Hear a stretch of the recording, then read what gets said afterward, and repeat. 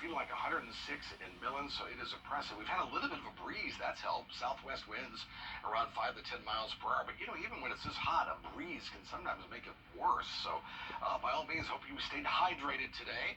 Juvenile Skyview Camp, Washington Road. It is a ride home that is going to be pretty hot. Notice the hazy conditions, too. We'll talk about that. Hazy, hot, and humid. Satellite view shows relatively quiet conditions. Notice the clouds to the north. That's all part, basically, of a front to the north that may fire off an isolated shower or storm tonight. Not a big widespread, but I still think there could be an isolated storm. We'll look at Futurecast right about now, and I'll show you what we're looking at. By 8 o'clock, 1 or 2 little showers, maybe a rumble of thunder can pop. That will sag towards the south. As it does so through the nighttime hours, it'll pretty much give up the ghost because there's not a lot of moisture to deal with. But don't be surprised if you see a shower. Don't cancel any plans, but just by all means, stay cool because it will be warm. So here's the forecast tonight. 95 by 7 o'clock. Still warm and humid by 11 o'clock. It's still 83 degrees outside. So we're going to keep our alert today going till about 10 o'clock tonight with the heat advisory until 8. Very muggy, very humid outside tonight. The good news is some big changes coming to the forecast as we get into the next week. So we're going to talk about that. And we'll look ahead to the weekend and the possibility of any showers or storms all coming up. Jenny. All right, Tim, thank you. The National Weather Service has put out a heat advisory for both Richmond and Columbia counties. News Channel 6's Ashley Jones spent the day asking people how they planned on beating the heat.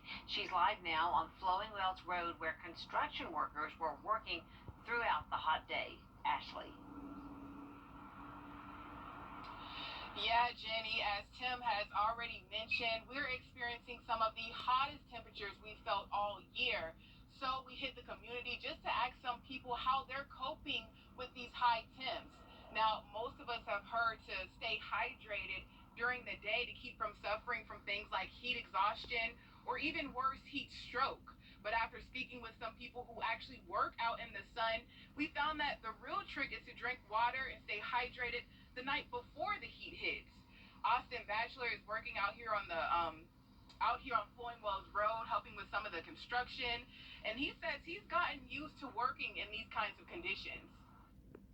I always like a challenge. Even in the military, I chose the most physically demanding job I could. And then I got out and I just did it again. So.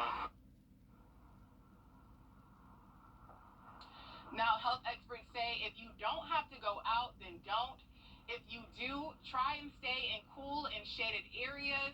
Also check on your elderly friends and family members. Make sure they're staying hydrated as well. And your pets, those pets that are living outside, try to bring them inside for today until this heat passes over.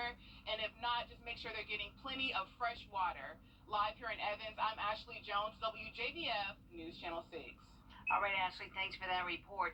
Turning now to the rise in COVID cases across the country, fueled by the Delta variant. The CDC now says it's more contagious than Ebola or the common cold. It's also possible some vaccinated people may be able to transmit it as easily as those who are unvaccinated.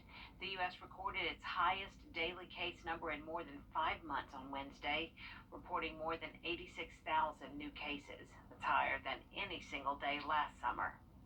The number of COVID patients at local hospitals is going up. Because of that, starting today, Aiken Regional Medical Centers is restricting visitation. Hours are limited from 9 a.m. to 9 p.m.